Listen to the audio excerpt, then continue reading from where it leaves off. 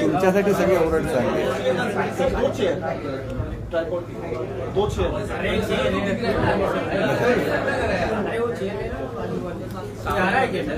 नाही नाही नाही, बाजूच्या चेअर्स काढायला सांगा.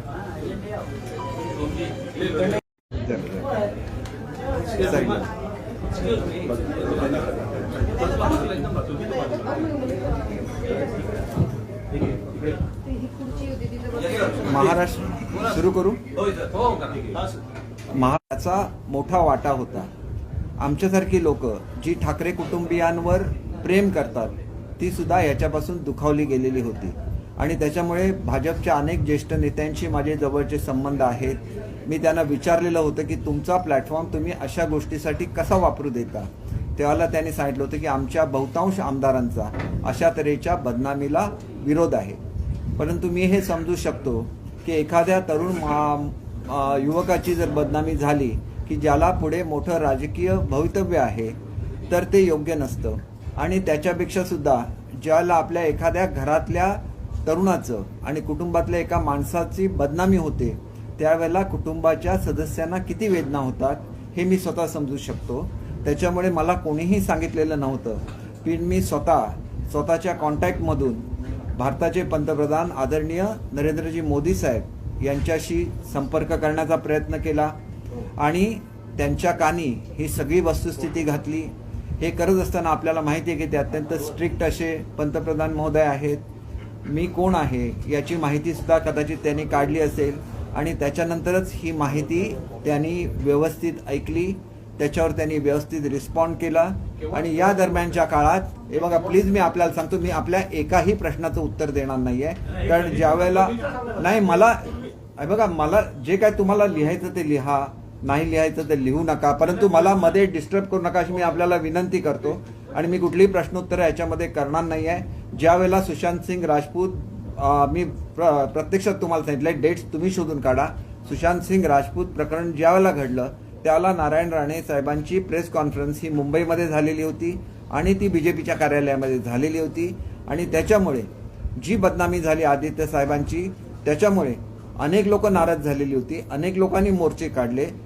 मी बोलताना माझ्या एकट्याच्या वतीने बोलत नाही, आमचे 50 आमदारांची जी मनस्थिती आहे त्याच्याबद्दल सांगतो की हा इनिशिएटिव्ह मी स्वतःच्या मनाने घेतलेला होता.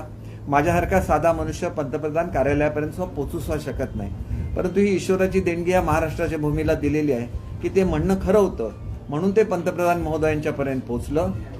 त्याच्यानंतर पंतप्रधान महोदयांचा आणि उद्धव साहेबांचा डायलॉग सुरू झाला.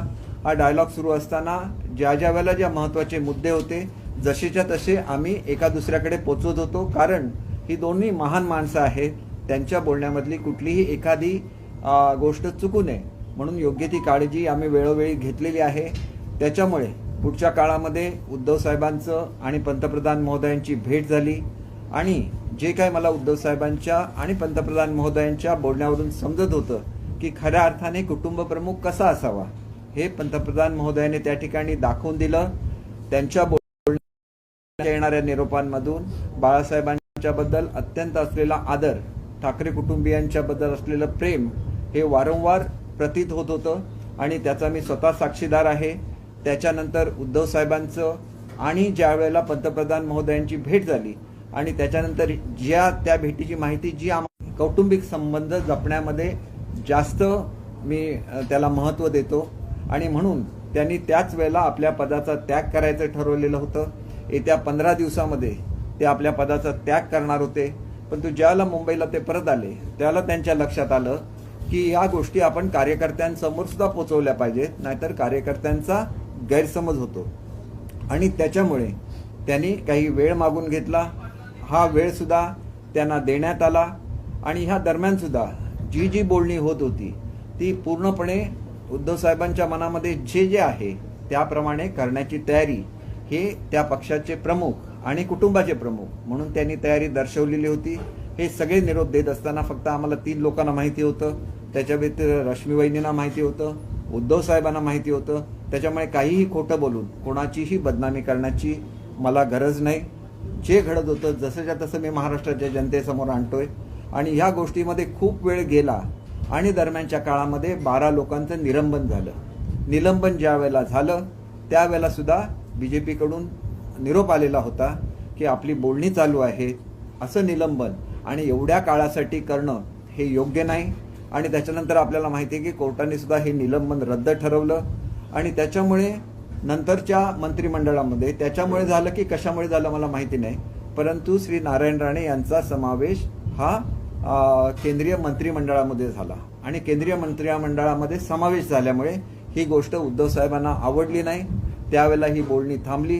त्याच्यानंतर 2 महिन्यांनी माझी एकदाच ह्या संदर्भात बोलणं उद्धव साहेबांसाठी झालं. त्यावेळेला त्यांचं बोलणं असं होतं की ह्या लहान लहान गोष्टी होत राहतात, पुन्हा एकदा बोलणी चालू होऊन याच्यातून काहीतरी चांगलं निष्पन्न व्हावं असं त्यांचं सुद्धा मत होतं. परंतु एकंदरच त्यांना असलेल्या वेळेच्या अभावामुळे पुढे ही बोलणी होऊ शकली नाही. ही वस्तुस्थिती आहे. ज्या वेळेला त्यांच्याकडून असा रिस्पॉन्स मिळत नव्हता त्यावेळेला मी सातत्याने एकनाथ शिंदे आमच्याकडे 2ऱ्या क्रमांकाचे नेते होते, त्यांच्या कानावर हे घालत होतो. एकनाथ शिंदे साहेब वेळोवेळी उद्धव साहेबांची भेट घेत होते आणि त्यांना सांगत होते की आपण आपली जी मूळ विचारधारा आहे त्याच्याबरोबर राहूया, आपण बीजेपी बरोबर आघाडी करूया. आणि ज्या ज्या वेळेला ते उद्धव साहेबांशी बोलत होते परत मला सांगत होते मी एक छोटासा कार्यकर्ता आहे, परंतु देवाच्या कृपेने कुठेतरी चांगलं घडत असेल तर त्याच्यामध्ये आपला सहभाग व्हावा, म्हणून या सगळ्या गोष्टी घडत होत्या. एकनाथ शिंदे साहेबांच्या व्यतिरिक्त आदरणीय देसाई साहेब यांना, सुभाष देसाई साहेबांना मी हे सांगितलेलं होतं की खूप वेळ होतोय, याच्यातून काहीतरी चांगलं निष्पन्न होणं बाजूला राहील. मी अनिल देसाई साहेबांना ह्या गोष्टीची कल्पना दिलेली होती. मिलिंद नार्वेकर अत्यंत जवळचे आहेत, त्यांना ह्या गोष्टीची कल्पना दिलेली होती. आणि ज्या वेळेला मी याला निघून गेलो आसामला त्यावेळेला सुद्धा जे लोक आम्ही बोलणी करत होतो त्याच्यापैकी एकाला मी उद्धव साहेबांना भेटायला पाठवलेलं होतं. त्यांनी सांगितलं की झालेलं गेलेलं आपण विसरून जाऊन एकत्र येण्याची गरज आहे. त्यावेळेला उद्धव साहेबांचं म्हणणं असं होतं की तुम्ही एकनाथ शिंदे साहेबांना बाजूला ठेवा, आपण तुमच्याबरोबर आघाडी बनवायला तयार आहे. परंतु या गोष्टीला ना तर बीजेपीची लोक तयार होती, नाहीतर आम्ही आमदारही तयार नव्हतो, कारण हे योग्य ठरलं नसतं. आणि पुढे काय घडलं हा इतिहास आहे. आणि त्याच्यामुळे आज कार्यकर्त्यांच्या भावना भडकावणं, त्यांना सांगायचं की ही शिवसेना संपवण्यासाठी हे सगळं चाललेलं होतं, हे संपूर्णपणे खोटं आहे. शिवसेना एकत्र राहिली पाहिजे ह्याच्यावर आमचा सगळ्यांचा विश्वास आहे. मराठी माणसाच्या अस्मितेचा तो प्रश्न आहे. बाळासाहेबांचे जाज्वल्य विचार जिवंत राहिले पाहिजे महाराष्ट्रामध्ये, हे सुद्धा आमचं म्हणणं आहे. आणि त्याच्यामुळे आमच्याकडून शेवटपर्यंत जे काही करता आलं हे सगळं काही आम्ही केलेलं आहे. आणि असा विचार केला तर नंबर 2च्या माणसाला बाजूला ठेवणं का, तर त्यांनी बीजेपी बरोबर सातत्याने सांगत होते आपण बीजेपी बरोबर आघाडी करूया, परंतु नाही केली. त्यावेळेला आपल्याबरोबरच्या आमदारांना घेऊन ते बाहेर गेले. हा एक कुटुंबामधला हट्ट असतो, ह्याच्यामध्ये काही वाईट वाटण्यासारखं नसतं की कुटुंब प्रमुखांना आपण सातत्याने सांगतोय की असं घडलं पाहिजे, असं घडलं पाहिजे, आणि त्याच्या नंतर सुद्धा ते घडत नसेल तर मग कुठेतरी अशा तऱ्हेचा प्रसंग निर्माण होतो. आणि म्हणून आज सुद्धा आम्ही शिवसेनेबरोबर आहोत. परंतु आमच्याबद्दल जी वक्तव्य महाराष्ट्रामध्ये फिरून केली जातात त्या पार्श्वभूमीवर याच्यापुढे मला जे फोन येतात महाराष्ट्रामध्ये प्रवक्ता म्हणून, आणि त्यांची अपेक्षा होते की मी ते कुठेतरी मी पॅचअप करावं, त्या सगळ्यांना मी सांगू इच्छितो की माझ्या कॅपॅसिटीमध्ये जेवढं होतं तेवढे प्रयत्न मी केलेले आहेत. हा सगळा कदाचित इगो प्रॉब्लेम असेल काय असेल ह्याचं मी कुठलंही कॉमेंट मी करणार नाही, परंतु माझ्याकडून इंडिव्हिज्युअल कॅपॅसिटीमध्ये किंवा 50 आमदारांच्या वतीने जे जे काय करता आलं आम्ही समजूत घालण्याचा प्रयत्न केलेला आहे. आणि तुम्ही जे करू इच्छित होता तेच घडलं असेल तर त्याच्याबद्दल फार वाईट वाटून घेतलं पाहिजे असं मला वाटत नाही. एक व्यक्ती म्हणून किंवा 50 आमदारांचा प्रतिनिधी म्हणून मला असं वाटत नाही की जे तुम्ही करणार होता तुम्ही केलं तर ते योग्य आहे, आम्ही केलं तर ते अयोग्य आहे, हे सोडून द्या. जी काय सहानुभूती मिळवण्याचा आदित्य साहेब प्रयत्न करत आहेत, मग मुळात प्रकरणच त्यांच्यापासून सुरू झालं, त्यांच्या बदनामीपासून सुरू झालं, आणि त्याच्यामध्ये आम्ही मनापासून त्यांच्यासाठी काम केलेलं आहे. त्यांनी आमच्याशी वागावं कसं हा त्यांचा प्रश्न आहे. आम्ही तसं त्यांच्याशी वागणार नाही, कारण ते ठाकरे कुटुंबियाचे सदस्य आहेत. त्याच्यामुळे आमची वागणूक नेहमी चांगलीच राहील. दुसरी, हे सेम मी हिंदीमध्ये सांगतो कारण त्याची कंटिन्युटी जाते आणि मग त्याच्यातून चुकीचे अर्थ निघतात. जब आदित्य जी पे गलत इल्ज़ाम लगाए जा रहे थे, वो महाराष्ट्र में हो रहा था, और ये इल्ज़ाम करने में आज के जो वरिष्ठ नेता और सेंट्रल गवर्नमेंट में मिनिस्टर है नारायण राणे जी, प्लीज आप प्लीज सुशांत सिंह राजपूत के मामले में ये आरोप किए जा रहे थे। जैसे उनकी फैमिली व्यतीत हुई उस तरह से हम सब लोग भी व्यतीत हुए थे कि एक अच्छे कुटुंब से बिलोंग करने वाला एक युवा, उनकी पॉलिटिकल करियर खराब नहीं होनी चाहिए। और जब भी किसी युवा के बारे में ऐसी बातें कही जाती है तो उनके कुटुंब को कितनी पीड़ा होती है, इसके बारे में हम लोग बहुत व्यथित थे। और एक कार्यकर्ता के हिसाब से मैंने ऐसे कोशिश की कि देश के जो सर्वोच्च नेता है आदरणीय मोदी जी है, उनके पास अगर ये बातें पहुंच जाए तो ये बदनामी रुक सकती है। इसीलिए मैंने कोशिश की, मेरे जो भी करीबी लोग थे उनके थ्रू मैंने उनको अप्रोच किया और उसके बाद बहुत अच्छा रिस्पांस उनसे मिल गया। और एक सही माने में कुटुंब का प्रमुख कैसे होता है उसकी मुझे जानकारी हो गई कि उन्होंने इस अच्छी तरह से रिस्पॉन्ड किया। उनकी बातें भी हुई, उद्धव साहब से बातें हुई, बाद में उद्धव साहब खुद जाके उनको दिल्ली में मिले।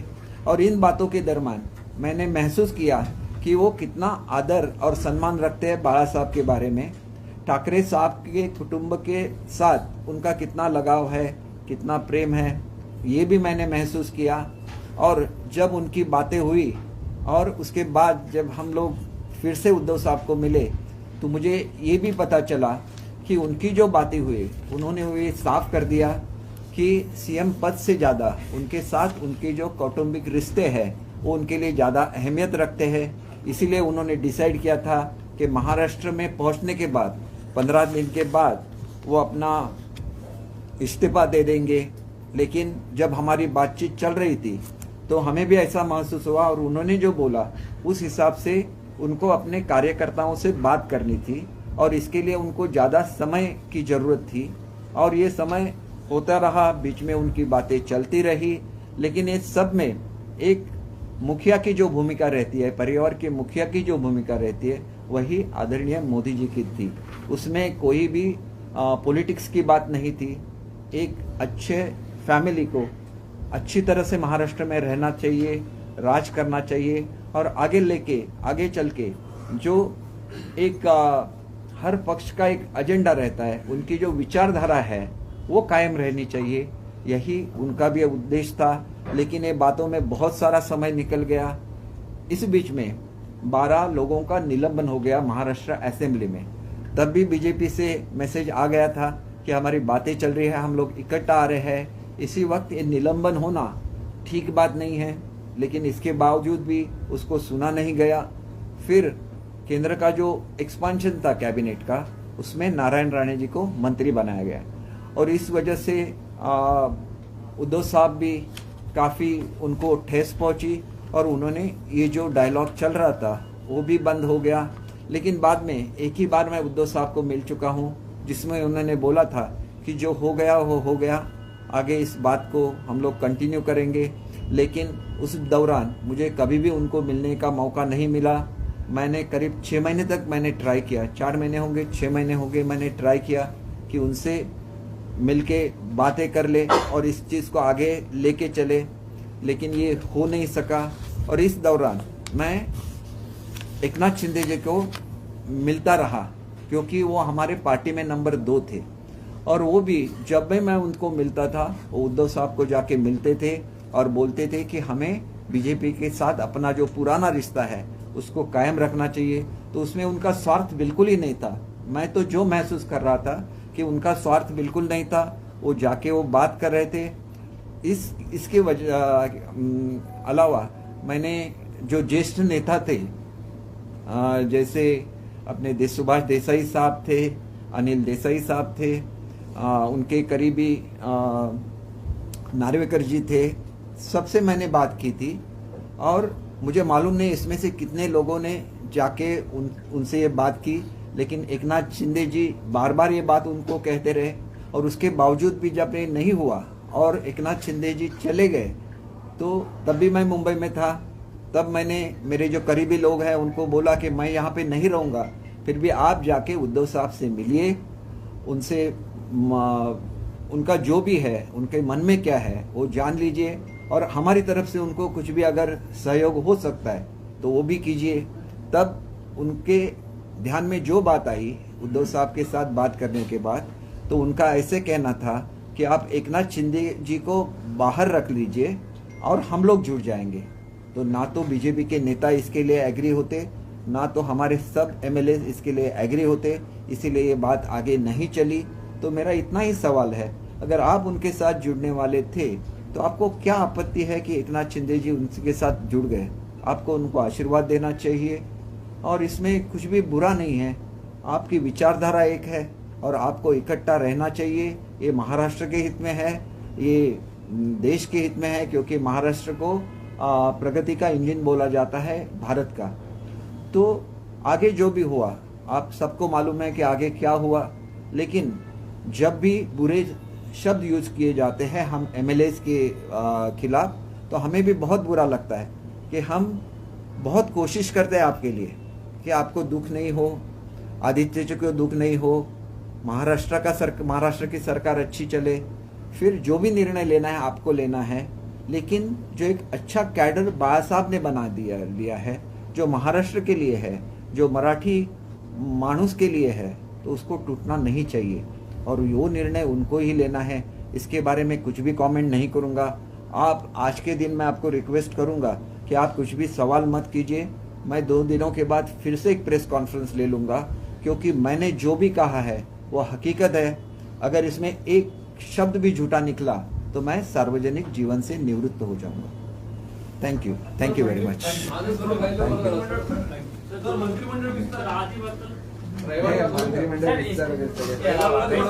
के अलावा आपको कुछ सवाल पूछने होंगे तो आप जरूर पूछिए। हे बघा, विस्तार मी जरी रविवारची डेडलाईन दिली होती ती ह्याच संदर्भात होती की अजितदादा विरोधी पक्षनेते आहेत, त्यांनी म्हटलं होतं की लवकरात लवकर विस्तार झाला पाहिजे। अनेक जिल्ह्यामधून ही मागणी येत होती की पालकमंत्री नसले तर आम्हाला मुंबईला आमचे म्हणणं मांडायला यायला लागतं, आम्हाला तिथं म्हणणं मांडता येत नाही। ही वस्तुस्थिती ज्यावेळेला मी पक्षश्रेष्ठींच्या कानावर घातली त्यावेळेला त्यांनी मला सांगितलेलं होतं की आमच्या सगळ्यांच्या वतीने, म्हणजे आदरणीय फडणवीस साहेबांच्या वतीने, शिंदे साहेबांच्या वतीने शब्द द्या की आम्ही 4 दिवसामध्ये हे एक्सपान्शन करू। त्याच्यानंतर आमचे नेते दिल्लीला गेले, तिथं चर्चा झाली, कारण ही जी चर्चा होती ही 2 पक्षामध्ये जशी असते त्याच्याबरोबर आमच्याकडे अपक्ष आमदार सुद्धा आहेत, जवळजवळ 20 संख्या आहे त्यांची, आणि त्यांचा सुद्धा त्यांच्यापैकी काही लोकांचा समावेश झाला पाहिजे। तरी अत्यंत डेलिकेट अशी चर्चा असते, आणि त्याच्यामध्ये निर्णय घेताना काही वेळेला जर उशीर झाला तर तो स्वाभाविक आहे। पूर्वी सुद्धा ज्या वेळेला सरकार बनलेली आहेत, काँग्रेस आणि राष्ट्रवादीचं सरकार बनत होतं त्याला खाते वाटप असेल, इतर गोष्टीवरून तुम्ही पूर्वीचं रेकॉर्ड काढून बघा, महिन्याचा वेळ जात होता त्याच्यामध्ये सुद्धा। तर आज ते घडलं म्हणून त्याच्यावर खूप मोठी आपत्ती घेण्यासारखं काय आहे असं मला स्वतःला वाटत नाही। येत्या 2-4 दिवसामध्ये हे घडून जाईल याचा मला खात्री आहे। आणि आम्ही तुम्हाला एकच गोष्ट सांगू इच्छितो की आम्हाला जर कुठल्याही ह्याच्यापासून आमची आमदारकी वाचवायची असती तर आम्ही दुसऱ्या पक्षामध्ये विलीन होऊ शकत असतो। हा एक वेगळा मुद्दा आहे जो भारतामध्ये सर्वप्रथम आलेला आहे की पक्षामध्ये लोकशाही असावी की नाही याचा निर्णय सुद्धा घ्यायला लागेल, आणि त्याच्याचबरोबर प्री पोल अलायन्सेस असतात त्याच्यावरचा निर्णय सुद्धा भारतामध्ये व्हायला लागेल। कोर्टामध्ये काय ठरतं, कोर्टामध्ये काय बोललं जातं ह्याच्याबद्दल मी कुठलेही कॉमेंट करणार नाही, परंतु पक्षांतर्गत लोकशाही असली पाहिजे, आणि एका माणसाने सगळे निर्णय घेऊन त्यांचं म्हणणं हेच म्हणजे पक्षादेश म्हणून जर पाठवणार असतील तर तो कितपत योग्य आहे याच्यावर सगळ्यांवर ज्यावेळेला हे बेंच विचार करेल किंवा लार्जर बेंच विचार करेल त्याच्यामधून लोकशाही सदृढ होईल। आणि जी लोक कुठलाही स्वार्थ न बाळगता ज्याला बाहेर पडतात त्याला ते पक्षापासून कधीही वेगळे झालेले नसतात, ते पक्षाशी एकनिष्ठ असतात। मग अशा लोकांनी काय करावं याचं सुद्धा मार्गदर्शन झालं पाहिजे, आणि हे सगळं या विचार मंथनातून होईल एवढीच आमची अपेक्षा आहे। याच्या पलीकडे आम्हाला कोण काय बोलतं याच्या व्यतिरिक्त मी बघितलं की आमच्यासारखी सिनियर लोक जी राजकारणाचा अभ्यास करतात त्यांच्या विरुद्ध कसे कॉमेंट्स येतात आपण एकदा बघा। ही महाराष्ट्राची संस्कृती नाही, आणि म्हणून आम्ही काय करत असतो आमच्या पक्षनेत्यांसाठी हे सगळ्यांना कळावं, आणि हे अशी लोक असतात त्यांना सुद्धा उत्तर मिळावं ही याच्या मागची अपेक्षा आहे की महाराष्ट्र हा एक वेगळा देश आहे।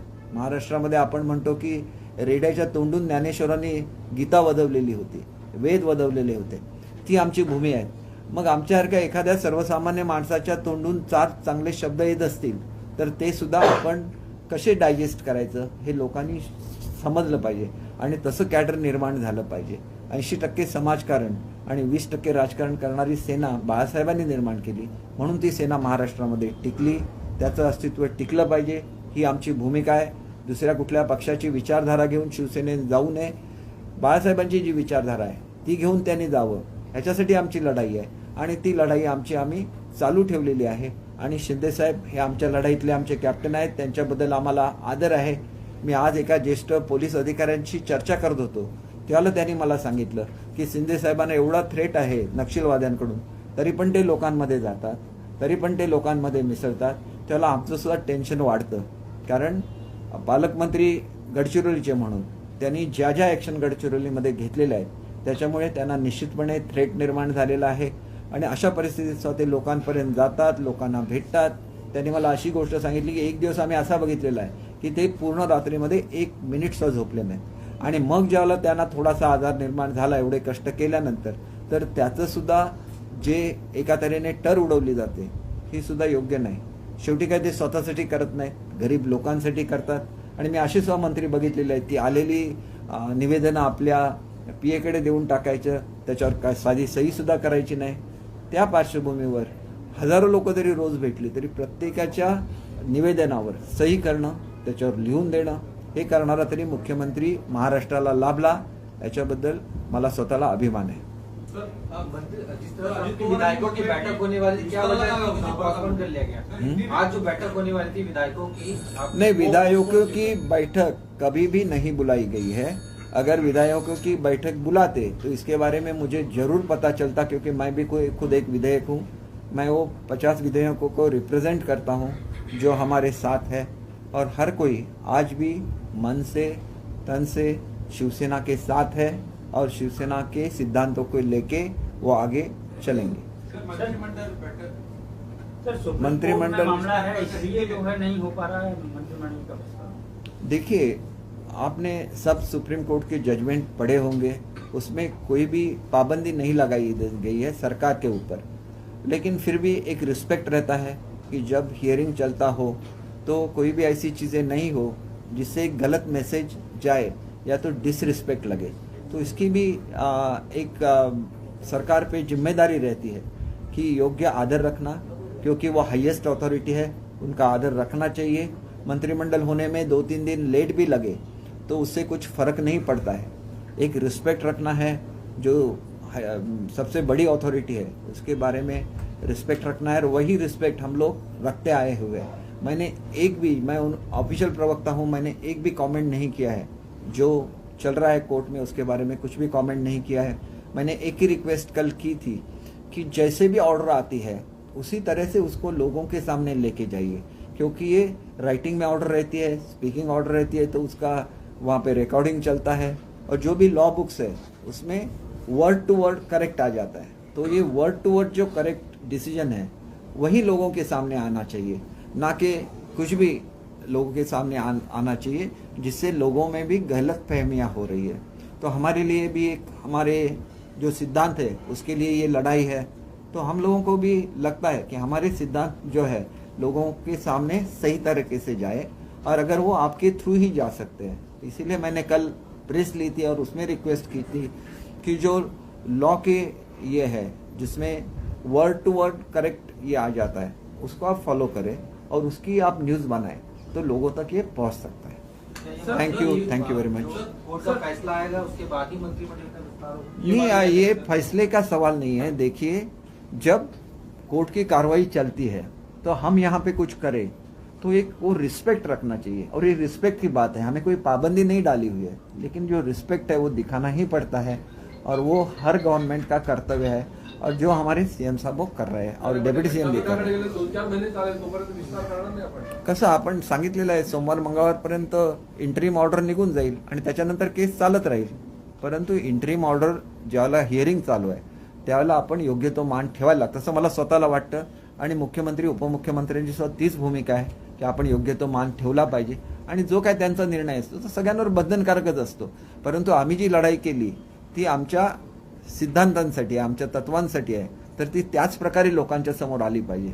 काहीतरी स्वार्थासाठी लढाई चालली आहे असं म्हणून, आणि आजच्या सांगण्याचा उद्देश हाच आहे की जे तुम्ही करणार होता मग तुम्हीच पक्षप्रमुख म्हणून अशा तऱ्हेने वेगळा व्हीप कसा काढू शकता, हा सुद्धा प्रश्न निर्माण होईल ना लोकांसमोर. आणि त्याच्यामुळे पक्षांतर्गत सुद्धा लोकशाही आली पाहिजे, ह्याच्यासाठी आमची लढाई आहे. आणि त्याच्यामुळे आम्ही पक्षातच आहोत, परंतु पक्षांतर्गत लोकशाही येण्यासाठी आमची जी लढाई सुरू आहे त्याला न्याय मिळावा एवढीच आमची अपेक्षा आहे. ह्याच्या पलीकडे आमची काय अपेक्षा नाही. कारण त्यांनी सांगितलं की सोमवारी आम्ही डिसिजन घेऊ. तुम्ही जर त्यांचं व्यवस्थित वाचलं तर त्याच्यामध्ये लिहिलं आहे की सोमवारपर्यंत आम्ही 5 जजेसचं लार्जर बेंच बनवू की नाही ह्याच्यावर सुद्धा आम्ही निर्णय घेऊ असं त्यांनी म्हटलेलं आहे. त्यामुळे माझ्या तोंडातलं काही सांगत नाही. जे आलेलं आहे, जसं छापून आलेलं आहे, लॉ फॉर्म्सकडून जे येतं, म्हणजे जी आता प्रगतिशील अशी जी हे आहेत, लॉचं सगळे जे रेकॉर्ड ठेवतात त्यांचे ज्या साईट्स आहेत त्याच्यावरून जे येतं ते आपण रेफर करावं अशी माझी आपल्या सगळ्यांनाच विनंती आहे. त्याच्यामुळे आपली पत्रकारिता अधिक प्रगल्भ बनेल आणि तो महाराष्ट्राचा एक अभिमान आहे आपल्या पत्रकारितेबद्दल महाराष्ट्राला. त्याच्यामुळे मला असं वाटतं की मी ही विनंती करत असताना मी कोण एक मोठा आहे म्हणून विनंती करत नाही की तुम्ही ह्याला रेफर करा. इतर लोक जे काय सांगतात किंवा त्यांचे वकील काय ब्रीफिंग करतात ते आपल्या क्लायंटप्रमाणेच ब्रीफिंग करणार ना. पण तुम्हाला जे लॉ बुक्समध्ये छापून येतं ते करेक्ट असतं आणि तेवढीच ऑर्डर असते. ऑर्डर शॉर्ट असते. तेवढीच ऑर्डर जरी लोकांसमोर आली तरी लोकांना कळतं की ही ऑर्डर आहे आणि असं बोललं गेलेलं आहे.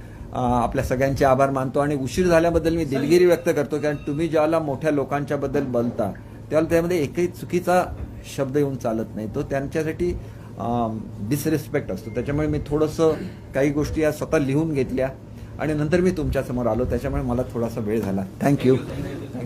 नमस्कार.